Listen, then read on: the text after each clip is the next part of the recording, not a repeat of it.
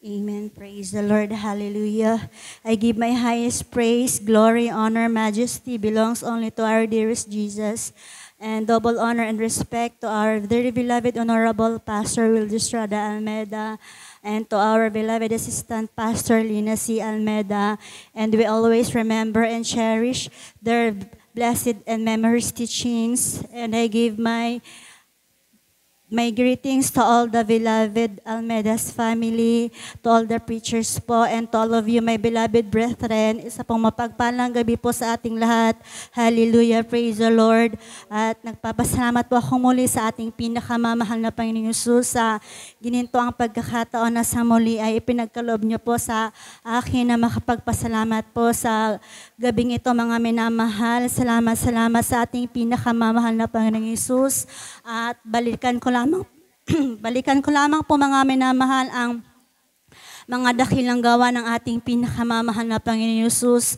Noon, mga minamahal, na kasagsagan pa po yung pagtitinda po namin ng aking beloved husband ng mga kakanin, mga minamahal, yung sa Maruya, mga minamahal, at yung sa Kamote, mga minamahal. So, hapon na nun, mga minamahal. So, ako po talaga, mga minamahal, noon, humingi po ako sa aking tita, mga minamahal, na nakatira po sa Ilawod, mga minamahal, kasi doon pa po siya nakatira. Nung panlinis po sa CR, mga minamahal. So, nakalimutan ko yung brand ng panglinis na yun, mga minamahal. So, yung panglinis, mga minamahal, inilagay niya po sa brown, mga minamahal, ng coffee mug, mga minamahal. So, yung color po ng panglinis sa CR is para siyang kakulay, mga minamahal, nung Coke, mga minamahal, yung soft drinks na Coke, mga minamahal. So, itinabi ko lamang po yun, mga minamahal, sa mesa kung saan kami nagluluto ng time na yun ng kakanin, mga minamahal. So, nung gabi na nun, mga minamahal, so, tinatanong na ako, mga minamahal, ng aking beloved daughter, mga minamahal, kung ano daw po yung nasa cup, mga minamahal. Sabi ko lang sa kanya, mga minamahal, na hindi yun pwedeng inumin. Yun lang po ang sabi ko, mga minamahal. Sabi ko, hindi lang yung pwedeng inumin kasi hindi yun iniinom. Yun lang po yung paliwanag ko, mga minamahal. So, hindi po pala, dapat po talaga, mga minamahal, na maging maingat, mga minamahal, sa mga bagay na ganyan, mga minamahal. Kasi, mga minamahal, akala niya, mga minamahal, siguro iniisip niya kasi bata pa po, na hindi ko lang siya binibigyan kasi ayaw ko siyang bigyan. So, akala niya po yung soft drinks po yun, mga minamahal. So, yung cup, mga minamahal, nilagay ko lang siya sa ibabaw ng lababo, mga minamahal. So, abot na abot niya, mga minamahal. So, nalingat lang po kami, mga minamahal.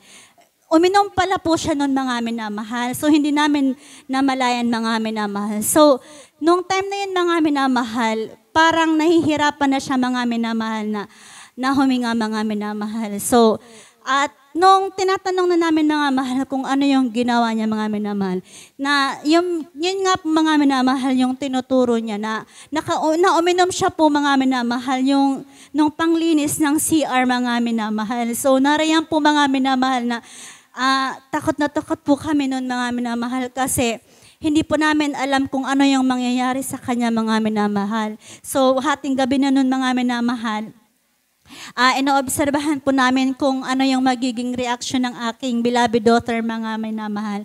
So, narayan po, bilang tao, mga minamahal, nangangamba po, mga minamahal. Ngunit, salamat sa ating pinakamamahal na Panginoong Hesus dahil wala po siyang ininom, mga minamahal, at narayan po yung kagalingan na ipinagkaloob ng ating pinakamamahal na Panginoong Hesus dahil kung sa gana pong aming mga minamahal, wala po talaga kaming magagawa, mga minamahal, kasi alam naman natin, mga minamahal, kung gaano ka-poisonous ang ganong material na bagay, mga minamahal, na kaya nga pong makapagputi ng CR, mga minamahal, na ininom niya po, mga minamahal. Kaya salamat sa ating pinakamamahal na Panginoon Hesus sa bagay na yan, mga minamahal. At ma-share ko din po sa inyo, mga minamahal, na maging sa karamdaman, mga minamahal, talagang hindi po tayo ligtas, mga minamahal, na narayan po na kahit po tayo ay Kristiyano ay nadadapuan din ng karamdaman, mga minamahal. So, nung time po ng pandemic, mga minamahal, narayan po na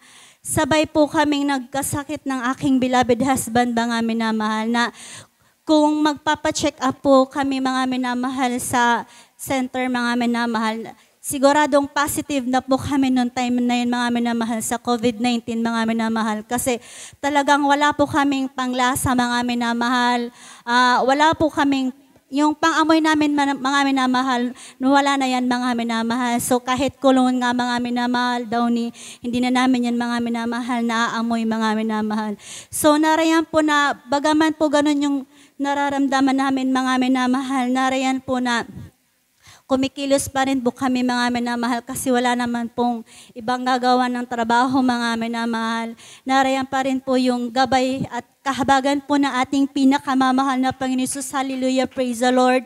At narayan po na wala po kaming ininom, mga minamahal. Narayan lamang po na bagaman po nanghihina kami, mga minamahal, sa aming physical na pangangatawan, narayan po na nagpupuri po kami sa ating pinakamamahal na Panginoon Jesus at nagpapatugtog, mga minamahal, ng mga awiting makalangit sa ating pinakamamahal na Panginoon Jesus. At narayan po, mga minamahal, na malaya na lamang po namin, mga minamahal, na narayan na po yung kagalingan na ipinagkaloob ng ating pinakamamahal na Panginoon Jesus. Mamahal na Panginoon Jesus, na bagaman po hindi karapat-dapat basahan lamang po sa kanyang harapan, ay narayan po yung patuloy na pagtugon at paggabay niya sa amin, mga minamahal, sa mga bagay na yan. Kaya salamat sa ating pinakamamahal na Panginoon Jesus, na maging sa pananamit, mga minamahal, kung akin pong ikukumpara, mga minamahal, noon, mga minamahal, ang aking sarili, mga minamahal, narayan po na isa rin po ako, mga minamahal, sa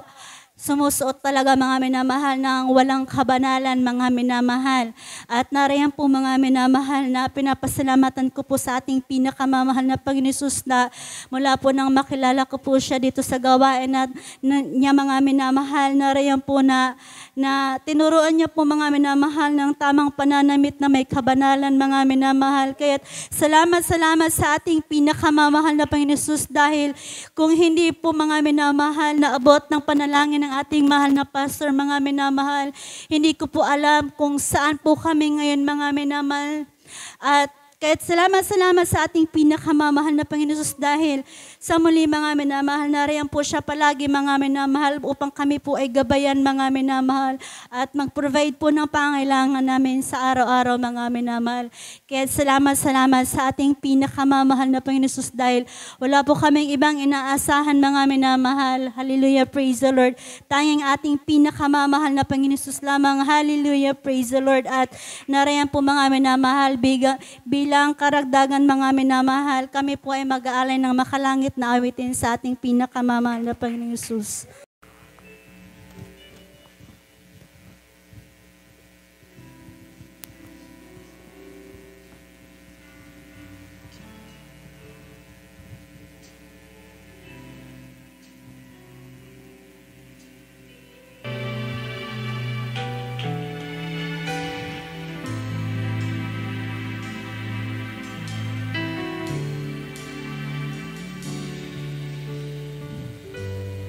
Kay ganda ng buhay ko, magmula nang makilala ka, sa lungkot ng nakaraan, ngayon naging masaya.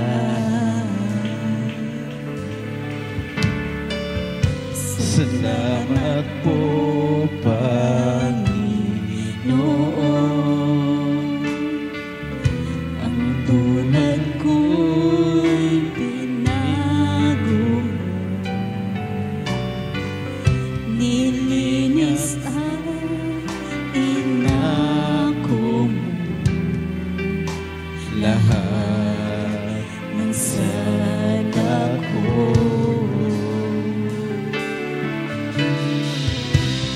Hindi ko kayang mabayaran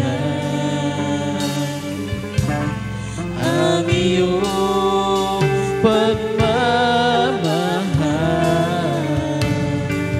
Sa tulad ko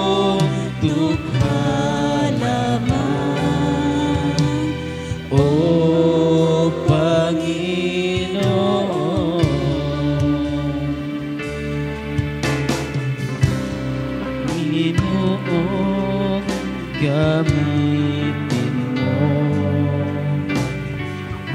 ang buhay na hiram ko sa iyo bilang ganti sa kabutihan mo na aking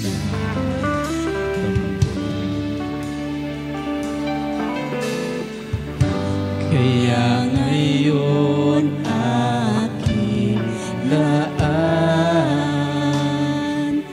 ang panahon at kalakasan. Iniwan ang kalayawan nito sa libutan.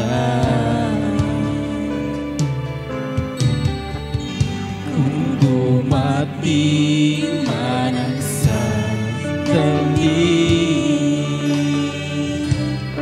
na ako'y kukunin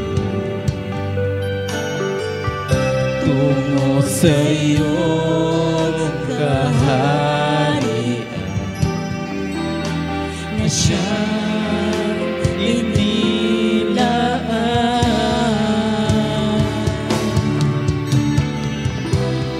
Hindi ko kayang mabayaran ang iyong pagmamahal.